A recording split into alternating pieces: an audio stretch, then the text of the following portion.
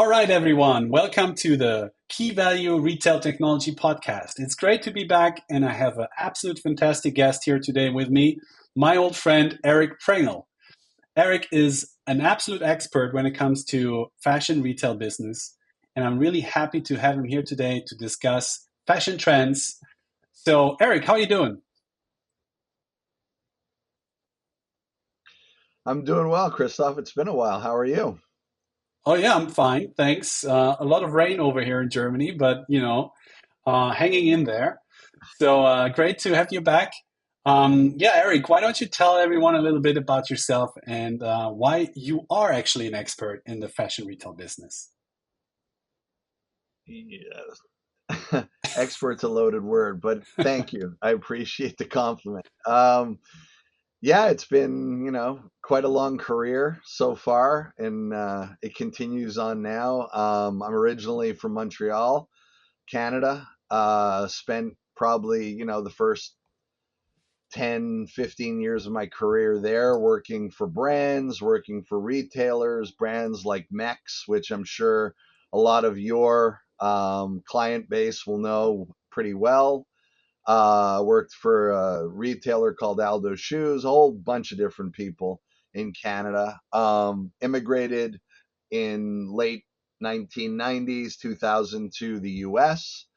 Um, Located in the metro New York area, and worked for retailers such as J. Crew, and then brands like Ralph Lauren, Kenneth Cole, Not Your Daughter's Jeans, Mark Echo, Echo Unlimited. So, a pretty broad experience when it comes to retail, wholesale brands, multi-channel, um, product brands, always in the branded arena. And I've worked kind of in many different roles across the supply chain in my career. So I'm very involved in technology and how it can be used within the retail arena. And obviously continuing that now with some of the new things that I'm working on that I know we're going to discuss today, such as Enstyle. Absolutely, yeah, and So style. excited to share a little bit about that.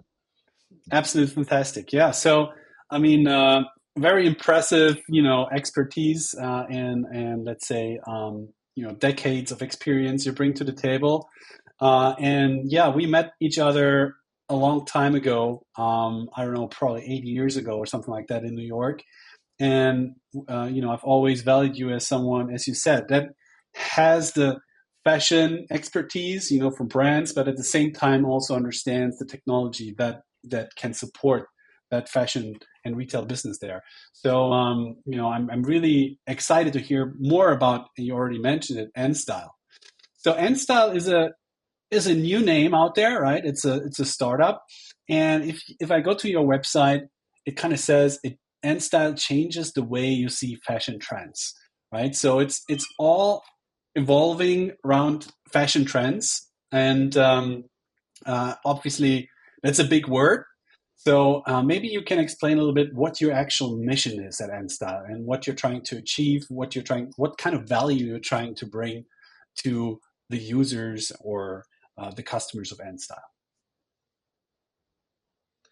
Yeah, sure. It's actually really, really exciting. And yeah, I know you mentioned about technology and the bridge to the fashion user. I think it's really important to state, that is, I believe, a gap.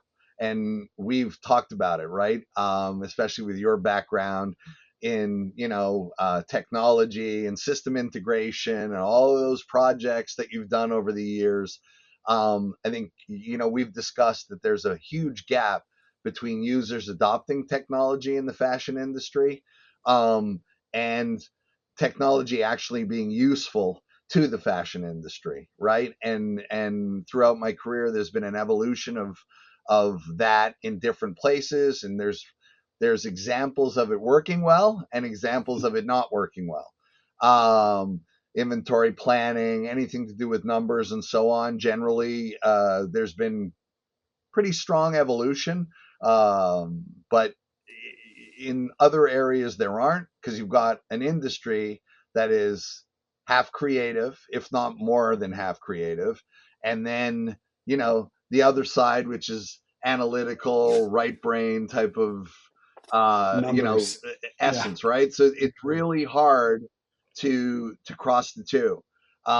When I was approached by my partner Anton with regards to an idea he had. And he came to me kind of because of the experience that I had in the industry on the operating side, right? We started a discussion, and to get to kind of the mission, I would say it started with our mutual understanding of the planning arena in the space. Okay. So all of the different things that you can do with technology to help planning. So it was based around, markdown optimization to a point, SKU rationalization, things like that, right? Line planning to make it easy.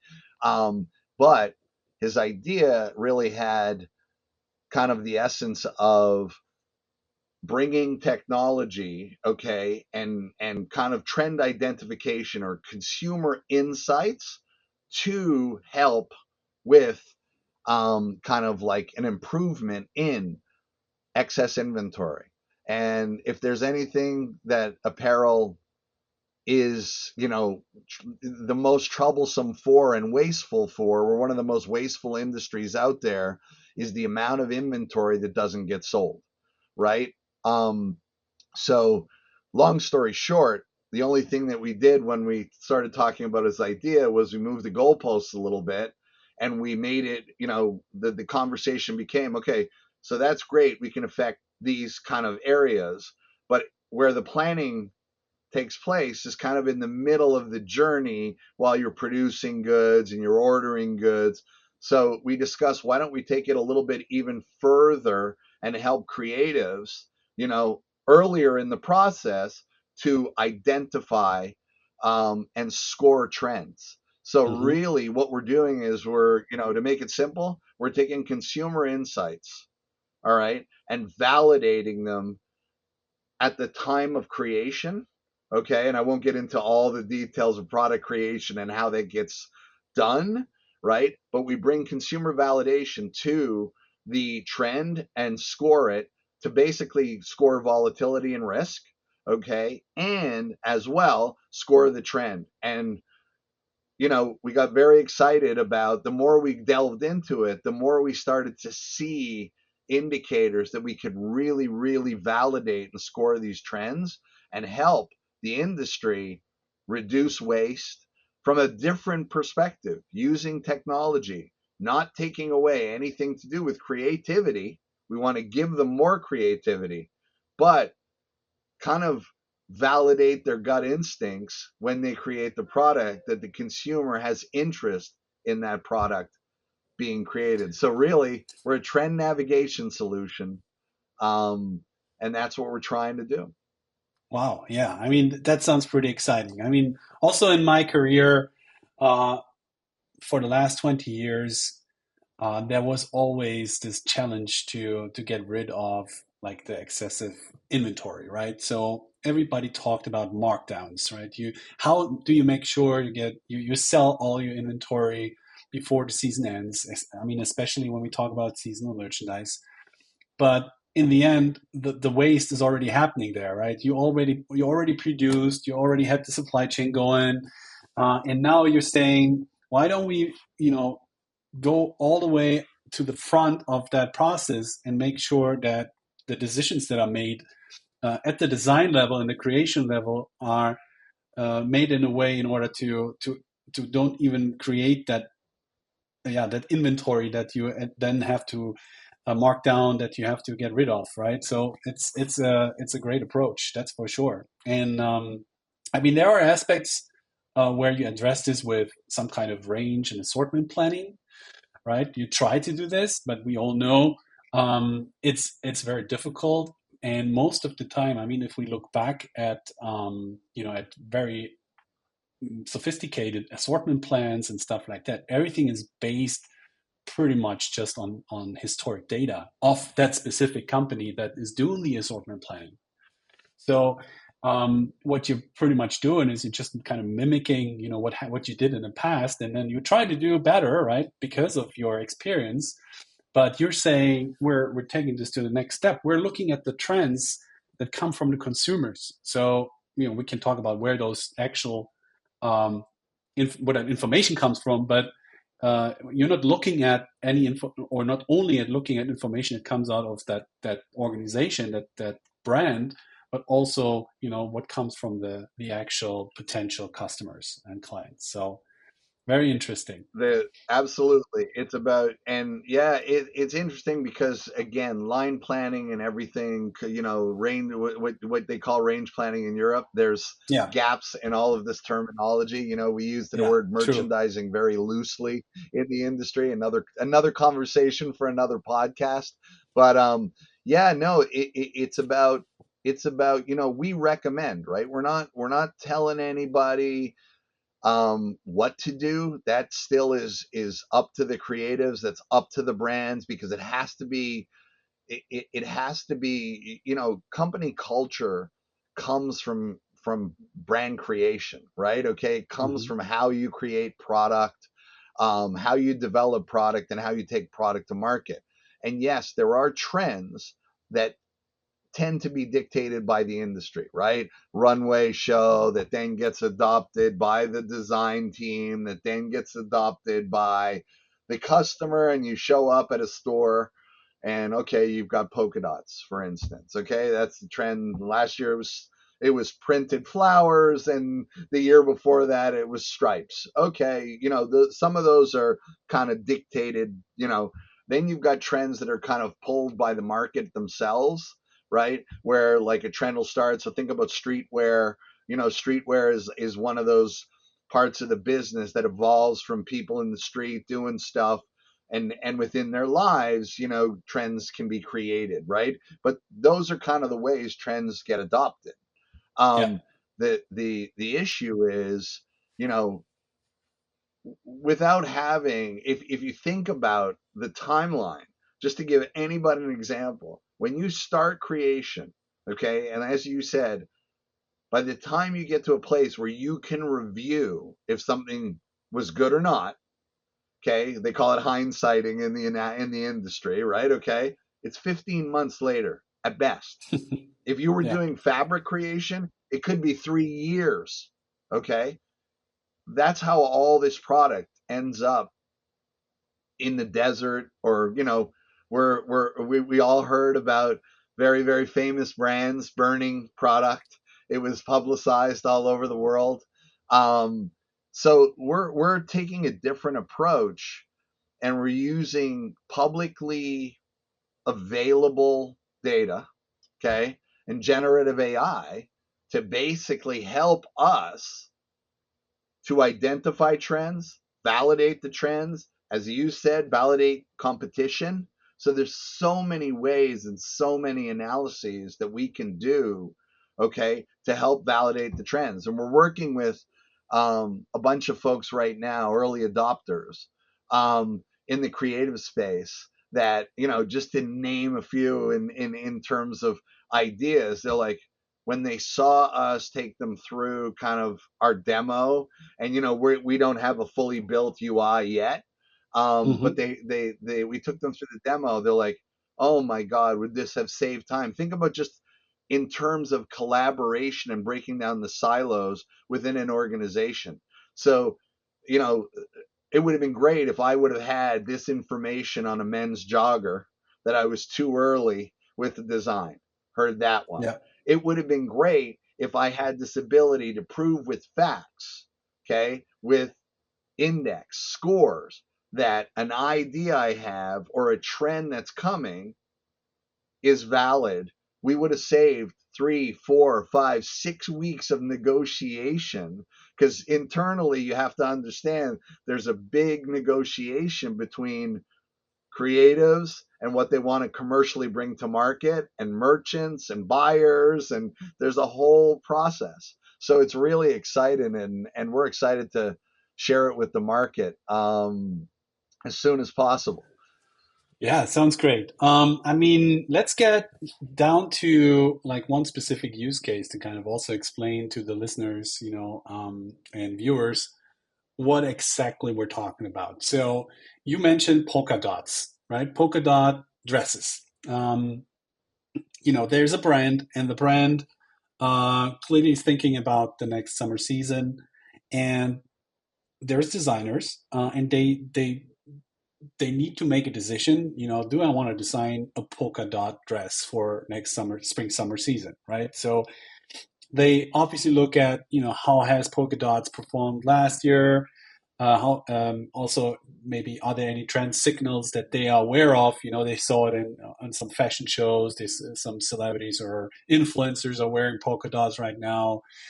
I mean, they're probably looking at these individual, let's say, trend.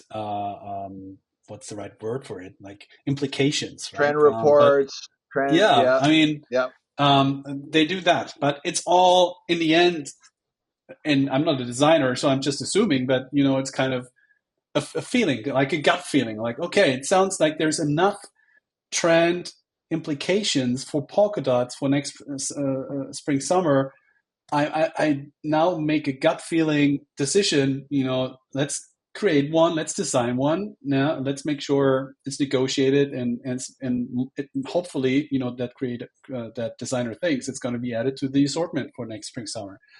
That's probably how it happens today. Is that correct, or is this incorrect? Yeah, I mean, so to give you a couple real examples, and the reason I picked up polka dots, right? That's one that we just did and analyzed, Hmm.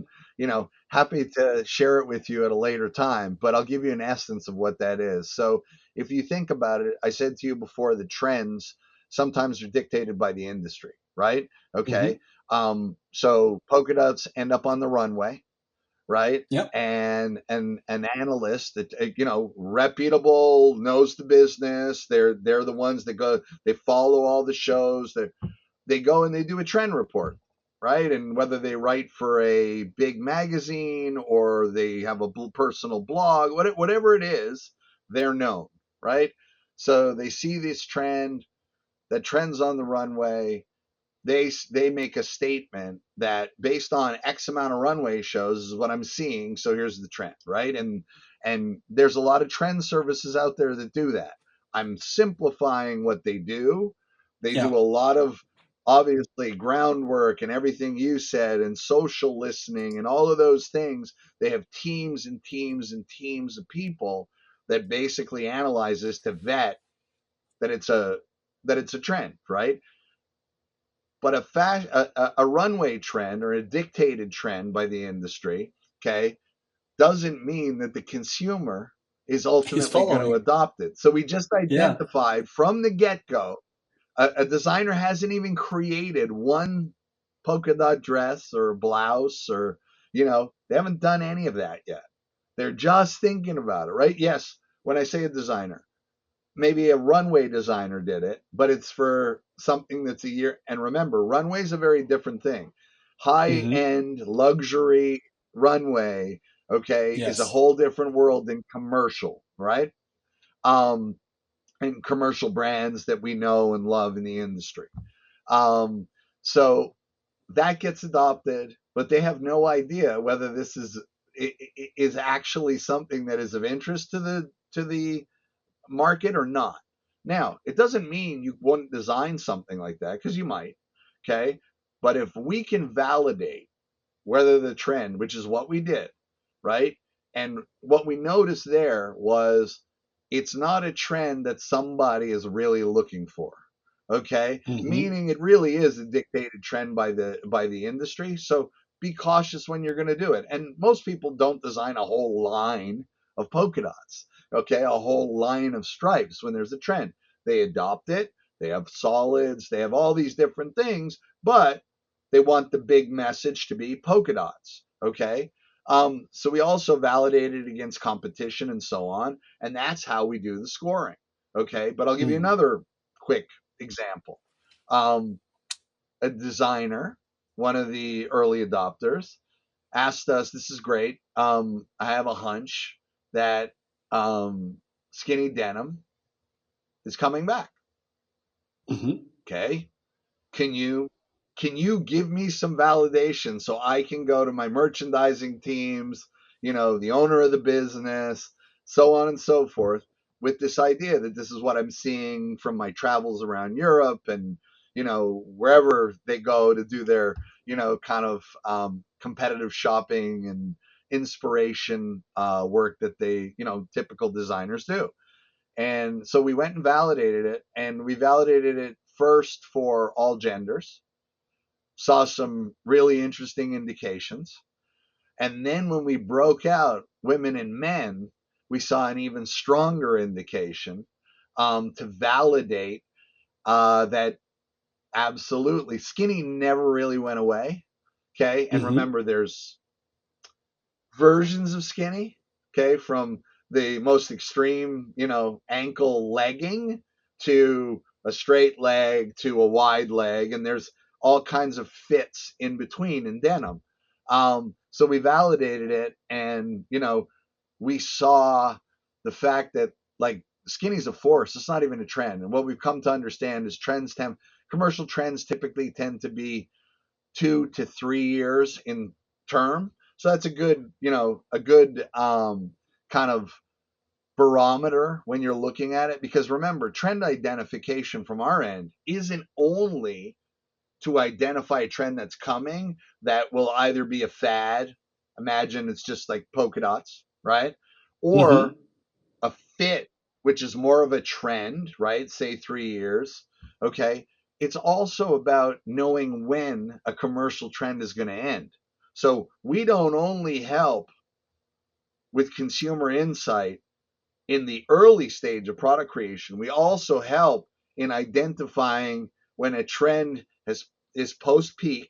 So it's plateaued, it's post peak. So we're not telling you to stop selling it, but our recommendation is be aware, maybe don't have as many SKUs, so on and so forth, because excess, if you ride a good trend too long, you will end up with excess inventory with nowhere to Absolutely. go and no markdown.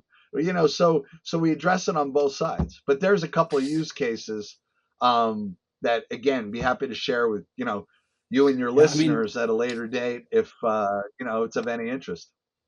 absolutely. I mean, you said one thing I think we should deep dive a little bit more into. You said, okay, skinny jeans, right? And obviously you differentiate between men and women. That's a very obvious differentiation here.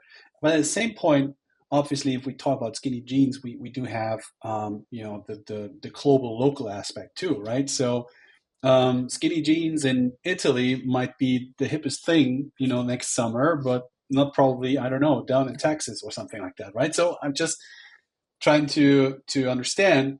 It's probably You're another dimension you need to look at, very detailed, in order to make sure you make the right predictions when it comes to trends in connection with, local locality. Is that absolutely correct? right. And again, kind of like to kind of give people an idea, we're using all publicly available data.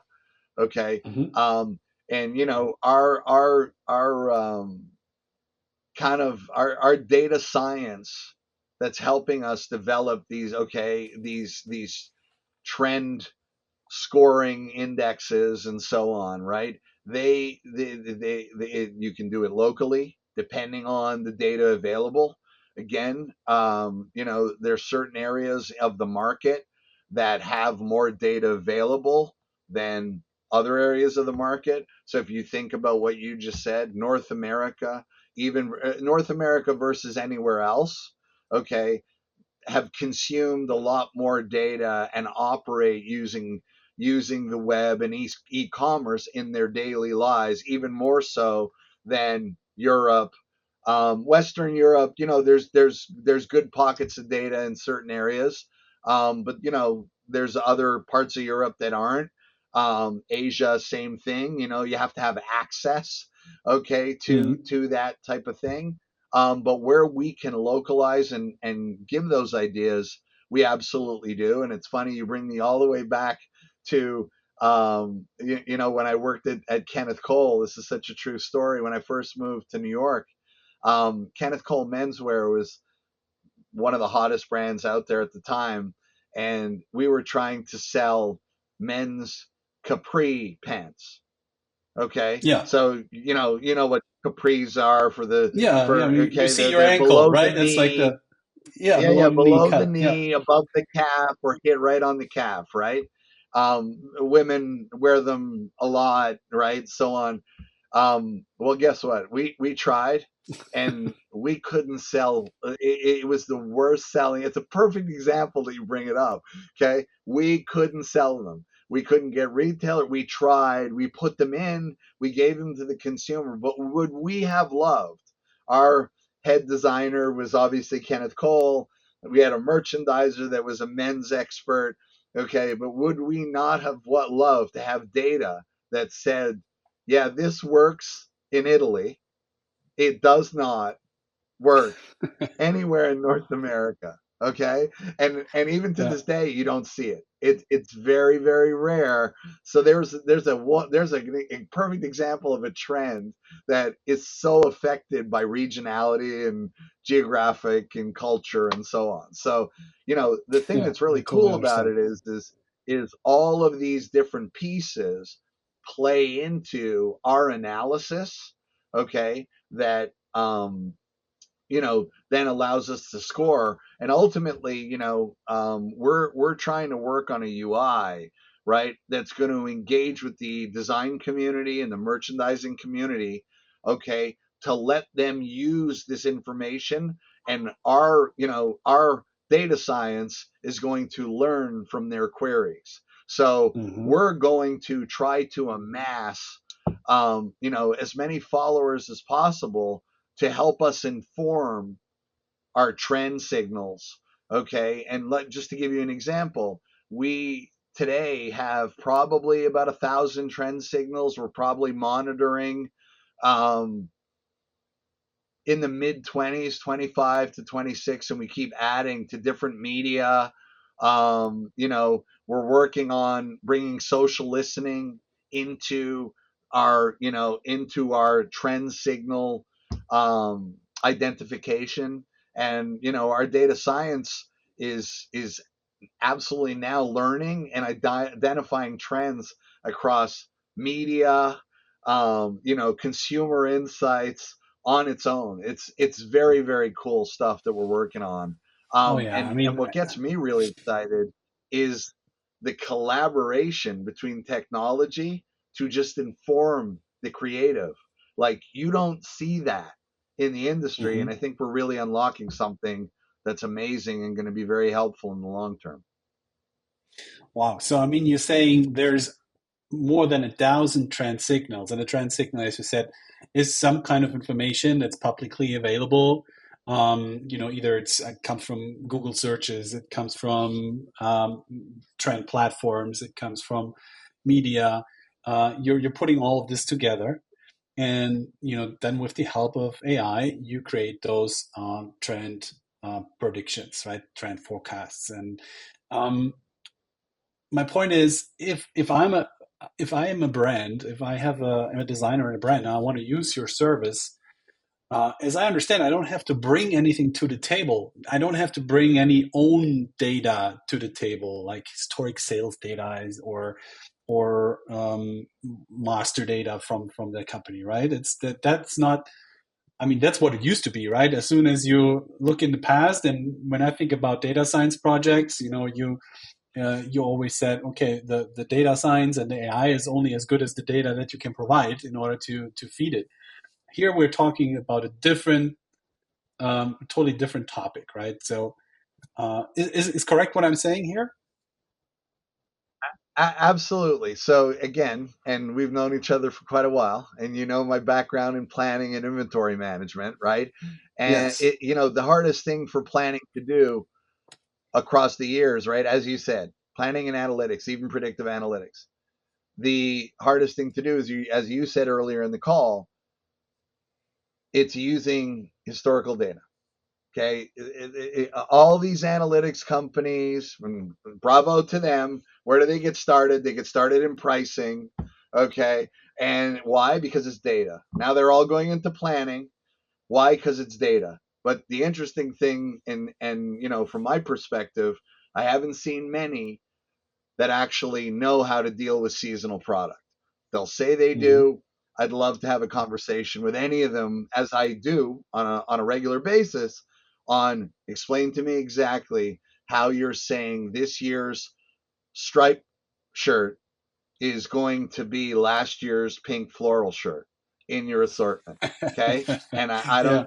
I'm not, being from the planning area of the industry, right? I don't know how you do that. I'm not sure. They'll talk attribution. They put some things to it, but it's all historical data.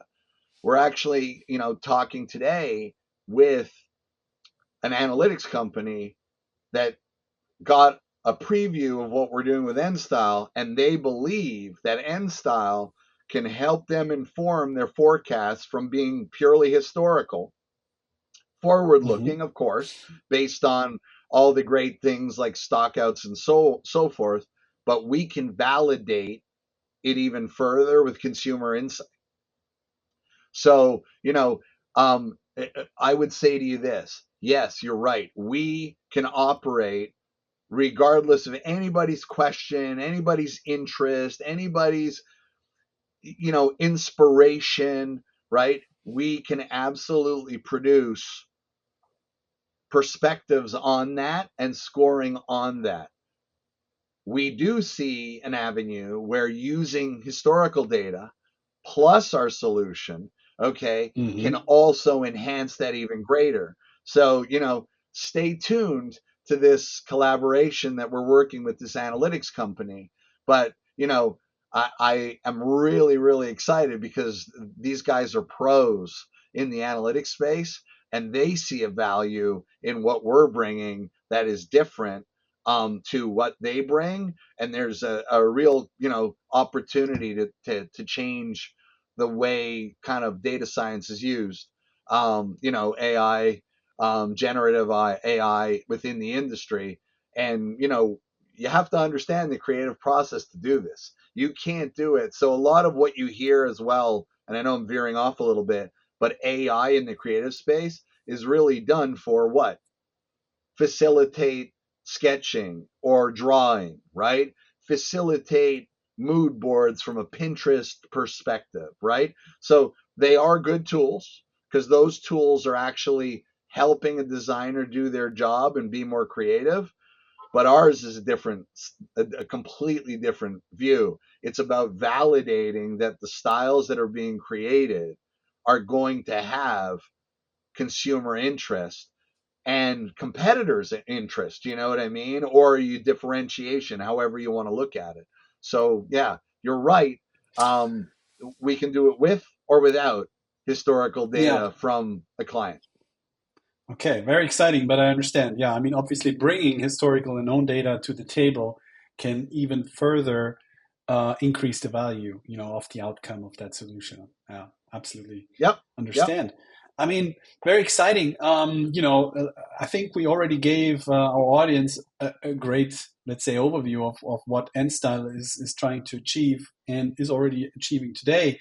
But I mean, you're still, let's say, a very new organization, new company, right? New startup. So if there's yep. any brands out there or retailers out there and they want to work with you, how can they approach you, and can they be part of the game from the beginning? What's the deal here? Absolutely. We're so how they can approach us is they can approach us through any avenue that is going to get them access to us. We've got obviously we've got a LinkedIn page. They can reach out to us via that. We have our website that frankly is going to be completely redone very, very soon. Why? Because of the migration from kind of just the planning end of it to a more creative end of it.